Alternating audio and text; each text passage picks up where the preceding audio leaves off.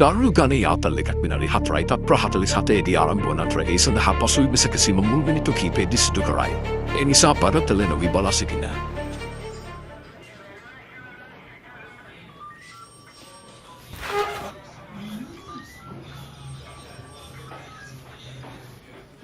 අමුසෙලා දෙන්නේ මෙතන පොර කුකුළු දෙන්න එකගේ බලන් ඉන්නද මට වෙච්ච දේ කියලාද? සාජන් මහත්තයා මූ මගේ දුවට කරපු අපහාසයට මට අනිවාර්යෙන් අපහාස නඩුවක් දාන්න ඕන. මොකද්ද මේ වුණා කියන්නේ? මේක සාජන් මහත්තයා මගේ වැරද්දක් නෙමෙයි. අර සම්පත් කියන කපුව තමයි මාව පටලවලා වෙන ගෙදරකට එව්වේ.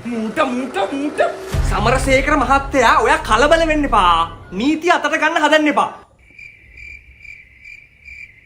මට කියන්න මොකද්ද උනේ කියලා පිළිවෙලට. මට ඉන්නවා සාජන් මහත්තයා හරි ලස්සන දුවෙක්.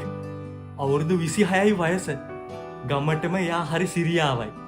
එයාගේ හිනාව දකින්න ඕන කෙනෙක් එයාට වශී වෙලා වගේ බලාගෙන ඉන්නවා. කැම්පස් එකේදී සෑහෙන පිරිමි ළමයින්ගේ ආකර්ෂණය දිනාගත්තා. එයාගේ පුදුම ලස්සනක් තියෙන්නේ. ඔයාට කියන්න මෙයා එයාගේ හිනාව මාරම ලස්සනයි. හින්දි නිලියක් වගේ. ඒ කියන්නේ අහක බලන් ඉඳලා සමහර වෙලාවට ඇස් කොනකින් අපි දිහා බැලුවට පස්සේ අපි ගල් වෙලා යනවා. නේද මාමේ? මාමේ? කවුද මාමා? අනික සාජන් මහත්තයා කොහොමද ඔය විස්තර දන්නේ? නෑ ඔය කියන් ගිහපු විදිහට මට හිතුණා එහෙමත් ඇති කියලා. මේ ඉතින් සමරසේකර මහත්තයා කියන්නකෝ. කොහොම හරි දුවගේ කල වයසත් හරි නිසා අපි දුවට කසාදයක් හොයන්න ගත්තා. හොඳ කටයුත්තක්. අපි ගමේ කපු මහත්තයාටත් කියලා තිබ්බේ. කපු මහත්තයාගෙන් ඊයේ කෝල් එකක් ආවා. නෝනේ ඔය ටැංකිය උතුරනද කියලා පොඩ්ඩක් බලන්න.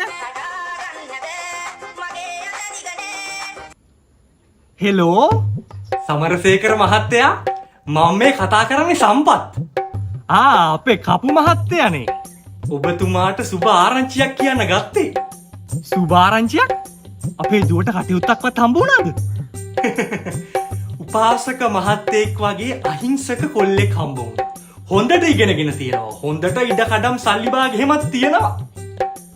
හරි ෂෝක්නේ. අනික සමරසේකර මහත්තයා මම පොරොන්දම් බැලුවා. 18ක්ම ගැලපෙනවා. ෂුවර් එකටම අපේ දුවගේ උරුමකාරයා තමයි එහෙනම් ඔය. ආයෙත් අහලා. හෙට උදේ මම ওই ළමයාගේ තාත්තට එන්න කියන්නම් සමරසේකර මහත්තයාගේ ගෙවල් පැත්තේ. කියන්න. අපි ගෙදර ඉන්නේ. එතකොට මේ හෙට ඒ ළමයා ඉන්නේ නැද්ද? ඒ මහත්තයාට හෙට නිවාඩු නෑලු. කොළඹනේ වැඩ. හෙට තාත්තත් එක්ක ටිකක් කතා කරගන්නකො මුලින්. කමක් නෑ. එන්න කියන්නකො. ඉතින් මුකු තවුලක් වෙලා නෑනේ. එපාර මොකක්ද උනේ? මමයි අපේ නෝනයි අද උදේ ලෑස්ති වෙලා හිටියේ ඔය ළමයාගේ තාත්තව පිළිගන්න. එතකොට තමයි මෙන්න මේ ආවේ. හරි. දැන් මේකේ මොකක්ද ඔයාට කියන්න තියෙන්නේ? මට ඉන්නවා සාජන් මහත්තයා බල්ලෙක්.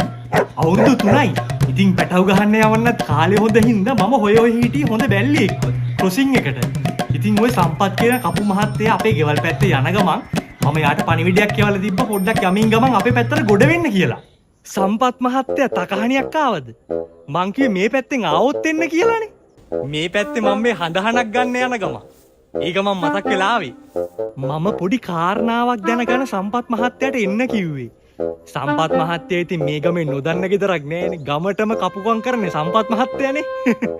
මේ ඔහොම ඔය ගෙවල් ගානේ යමින් ගමන් දැකලා නැද්ද මෙන්න මේ වගේ මේ බැල්ලියෙක් ඉන්නෝ මේ වර්ගේ.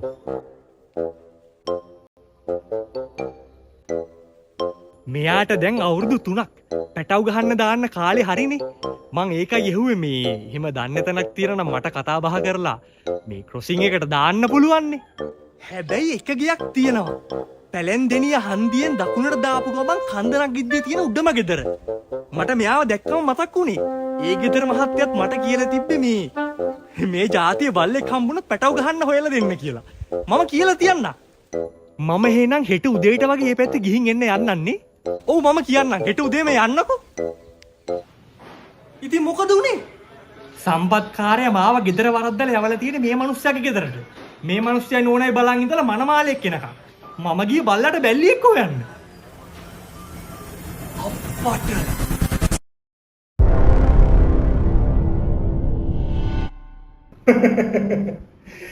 මල්ලිට තැන හොයාගන්න අමාරුනේ නෑනේ.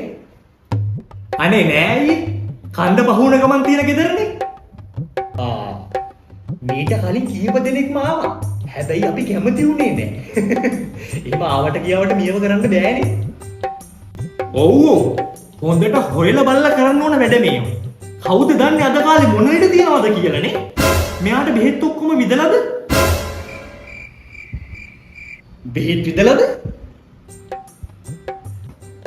දුවගේ අර බඩහපු කතාව මහත්තයා මෙයාට කියලා වගේ නේද? ඔව් මේ ඒව නම් ඔක්කොම හරි. එහෙනම් ප්‍රශ්නයක් නැහැ. මෙයා සැරයිද? අපේ කියන නම් හරි අහිංසකයි. සැරයිද? එහෙම සැරක් නැහැ. හැබැයි අසාධාරණේ පෙන්වන්න බෑනේ.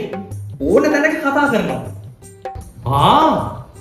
අපේ කෙනත් ඉතින් අහිංසකයි කිව්වට ඔය වගේ තමයි.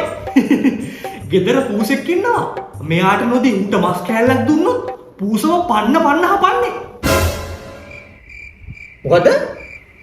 ඔව් දෙපාරක් විතර හපලා පූසගේ කෑම පිඟාන සුද්ධම කරලා දානවා. පූසගේ කෑම පිඟානෙන් කනවා? පොඩි කාලේ නම් සතුටුත් එක්ක හැදිච්ච ළමයෙක් වෙන්න පුළුවන්.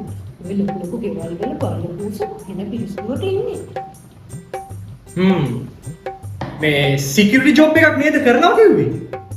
අම්මා දෙනවා ආයේ සුපිරි සිකියුරිටි එකක්. ගිය මාසේ හොරෙක් පැනලා උගේ පස්ස හැපුවනේ. පස්ස හැපුවනේ නෑ සුපිරි වැඩකාරයා. ක්‍රම ටිකක් අමුතුනාට හරියට ජොබ් එක කරන් ඉන්න කොල්ලෙක් වගේ. එතකොට සම්පත් මහත්තයාව කොහොමද අඳුරන්නේ? සම්පත් කිව්වේ මේ වැඩේ කතා කරපු මහත්තයා. සම්පත් අයියා. අපේ ගෙවල් පැත්තේනේ. පැටව ගහන වැඩේටත් මම එයාව තමයි ගන්න ඉන්නේ.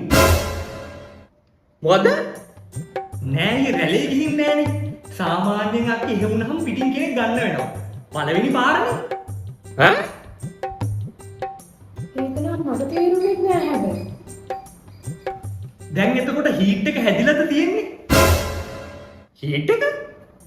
කාටද? මෙහෙ කියලාද? ඔව් ඉතින් පුදුම ග්‍රීස්මයක්නේ තියෙන්නේ.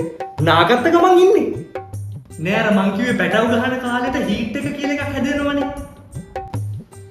මේ ටීන හම්බෙන කාලේ ඔයාටත් එහෙම වුණාද නෝනේ? මට ඕනවාද දානේ? එහෙමනම් දන්නේ නෑ. ග්‍රීස්මෙන් හින්දා නම් දවසට දෙපාරක් වගේ කොහොමද නානවා? අප්පා දවසට දෙපාරක් වැඩිනේ. අපේ එක්කෙනාට සතියකට දෙපාරක් වගේ තමයි නාවන්නේ.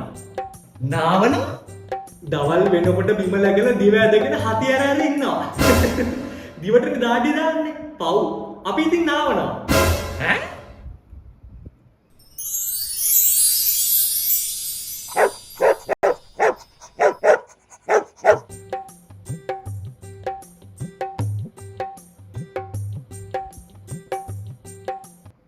මෙහෙ එක්කෙනා සැර නැත්තේ ගැට ගහලා හදන්නේ නැතුව ඇතිනේ. ගැට ගහලා? නෑ මල්ලි අපි පොඩි කාලේ ඉඳන් සමාජෙට දැම්මනේ. දැන් බක්කු වගේ හැදෙන්නේ. ඒක හොඳයි අක්කේ. පොර කන්නේ නැද්ද? පොර කන්නේ නැද්ද? මම හිතන්නේ මෙයා පොර කන්නේ නැද්ද කියලා. භාෂාව ටිකක් අමුතුයි නේ. මං කිව්වොත් දුවගේ කෙට්ටු ෆොටෝ යවන්නේ පාතියද? ඔව් ඉතින් ටිකක් අඩුවෙන් තමයිනේ. මේ ඉන්නේ අපේ එක්කෙනා.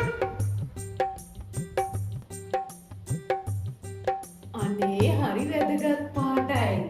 ඔව් අක්කට කියන්න අද වෙනකම් මම දැකලා නෑ කකුල උස්සලා චූ කරනවා. මොනවදනේ මුන්නේ කියන්නේ? අනේ මට තේරෙන්නේ නෑ නෑ බ්‍රීඩ් එක හොඳයිනේ. වැදගත් පරම්පරාවක්. මෙහෙම දිග ඇදිලා තමයි චූ කරන්නේ. මෙහෙ එක්කෙනාගේ වත්තේ වෙටි එහෙම ගහනවද? මොකද? නෑ මං එහෙම හෙව්වේ අපේ එක්කෙනාගේ නම් එහෙම නරක පුරුදු නෑ. අපේ එක්කෙනා පුරුදු වෙලා ඉන්නේ හැමදාම වත්තේ තියෙනවා ලොකු කොඹ ගහක්. ඔය කොඹ ගහයකට තමයි යන්නේ වෙටි දාන්න. මොනවද මන් දන්නේ? අපේ එක්කෙනා බාත් รู ම් යන්නේ. අප්පට හුඩු ට්‍රේන් කරලාද තියෙන්නේ?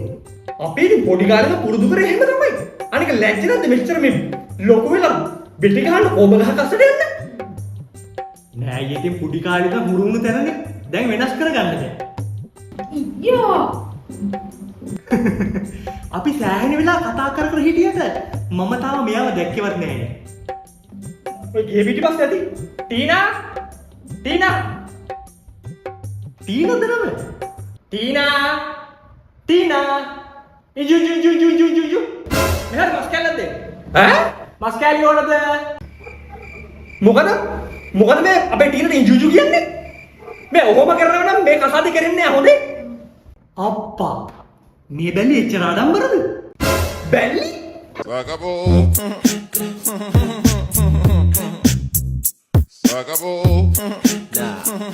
Free drinks on